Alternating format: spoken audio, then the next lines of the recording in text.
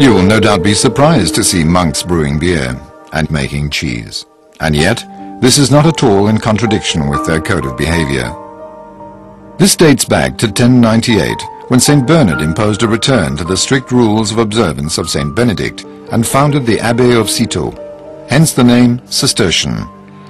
As regards the Trappist name, this comes from the Abbey of La Trappe in Normandy, where in the 17th century the monks decided to adopt a stricter way of life. That choice was rapidly followed by other Cistercian monasteries, which finally took the name of Trappist. The Trappist monks devote their whole life to the service of God. They abandon all their possessions and make a vow of poverty to share their time between prayer and manual work. In this way, the monks have always cultivated the land, producing their own bread, butter and cheese, and, in the northern countries, brewing their own beer.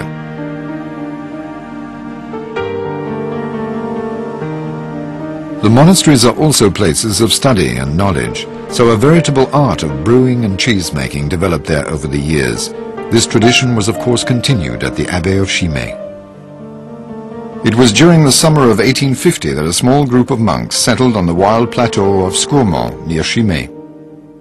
They started to cultivate the barren land to meet their own needs. Over the years, they transformed the hostile environment into fertile farming land. As regards building work, the abbey was developed to form a splendid complex where previously the maturation process of the cheese was completed and where the brewing installations are still to be found. In the meantime, the brewery, the farm and the cheese dairy have become the leading source of employment in the region and provide a powerful dynamic environment.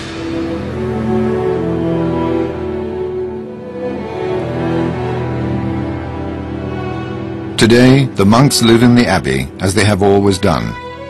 Their principal duty remains the quest for God. In silence and solitude, they divide their time between prayer, reading and study. The monk's day begins before sunrise at 4:30 a.m. with the saying of matins and closes 6 periods of prayer later at 8:30 p.m. with complines.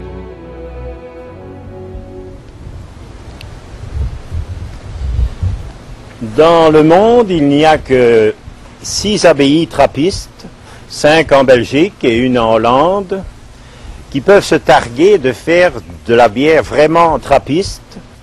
Et cela nous permet aussi, bien sûr, en premier lieu, de survivre, c'est-à-dire d'essayer dans notre monde d'aujourd'hui de pouvoir vivre et aider aussi nos fondations, spécialement notre fondation du Zaïre qui est très éprouvée pour le moment.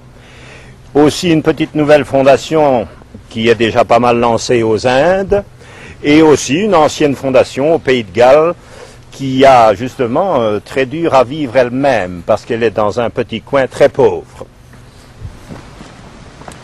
Et maintenant, puisque vous savez pourquoi nous fabriquons de la bière, allons visiter la brasserie. Everything starts with the choice of the ingredients.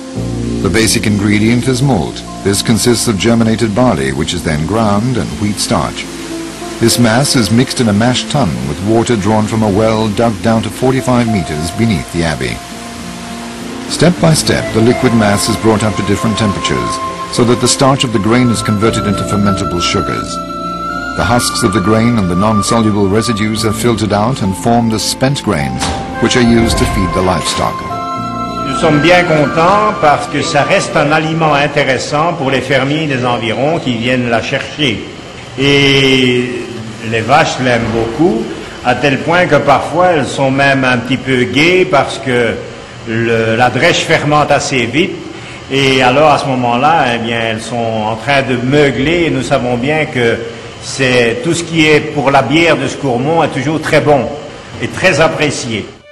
Since its renovation in 1989, the Chimay Brewery has become an example of the modern art of brewing, where ultra-modern technology is put to the service of the monks' long brewing tradition.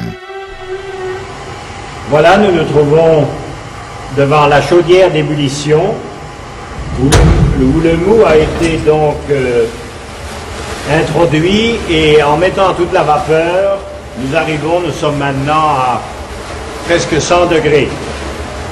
Et c'est ici une étape importante, c'est ici que l'on ajoute le houblon, en partie au début de l'ébullition et en partie à la fin pour qu'on soit vraiment sûr que l'arôme, toute l'amertume du houblon sera bien perçue dans la bière.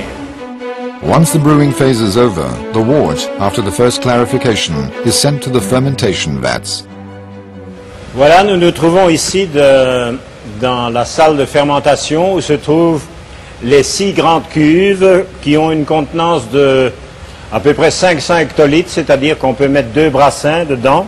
C'est ici que le mou vient aboutir pour être lancé dans ce processus de fermentation grâce à ce qu'on appelle un pied de levain. Et en 3 jours, 4 jours pour la bière la plus forte, la bleue, la fermentation sera terminée. Et la bière donc sera prête à partir en garde. After a storage period of at least 3 days and a final clarification by centrifuge, the Chimay is ready to be shipped to the bottling plant. Before the tank truck leaves, a small dose of yeast and liquid sugar is added to the beer. This allows the Chimay to re-ferment inside the bottle to become fully mature, its flavor to be enriched, and thus undergo a natural champagnization. The bottling process is entirely automated, from the filling of the bottles to the packing of the bottles in cases. The full cases are then stored for a period of at least 3 weeks. This enables the Chimay to re-ferment a second time in the bottle before leaving for its final destination, to your home, the United States, Japan, Australia or any other part of the world. Et voici maintenant, je vous présente, et j'ai le grand plaisir de vous présenter le Père Théodore, une figure emblématique de Scourmont, qui est notre ancien, et qui notamment a fabriqué, pourrait-on dire, le pied de levain qui sert pour faire la levure encore depuis près de 40 ans. Je n'ai pas fabriqué la levure, mais j'ai isolé la levure. Ça veut dire que la levure, à l'état sauvage, il entraîne partout sur les fruits, sur les animaux, etc. Alors mon long travail de patience a été d'isoler les cellules de levure, de les tester en partant de cette cellule unique, de faire des microbrassins, et puis de voir le goût, les qualités de mousse, etc. Et finalement, lorsque j'ai trouvé une souche qui était bonne, celle-là, j'ai continué à la propager d'une manière tout à fait sélective et isolée. Ce qui signifie qu'aujourd'hui encore, toute notre bière est ensemencée avec de la levure qui descend de cette cellule unique que j'ai isolée. Ça devait être vers, je ne sais plus très bien, vers 50 ou 60.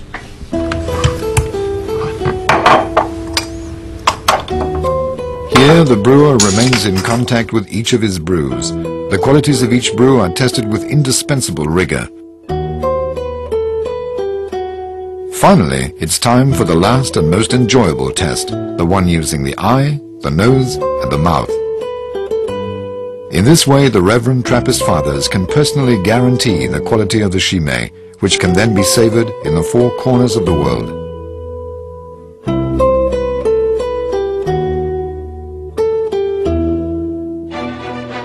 If the Chimay beers are unique, they are also in the pure Abbey tradition, being mellow, forthright and powerful at the same time. They have a well-rounded, fruity taste. The Triple is the most recent. This Chimay is golden in color and has an 8% alcohol content. It is best drunk cool, and the bitter hint of hops and its fruity touch make it ideal as an aperitif or thirst quencher. You will recognize it by its white cap. The oldest is the Chimay Rouge, named after its red cap. It has a 7% alcohol content with a velvety sweet taste and a hint of refreshing bitterness. The other dark beer is the Venerable Blue. This strong beer with a 9% alcohol content has a pleasant odor of fresh yeast and a slight hint of rosaceous flowers. And that is the full range of beers.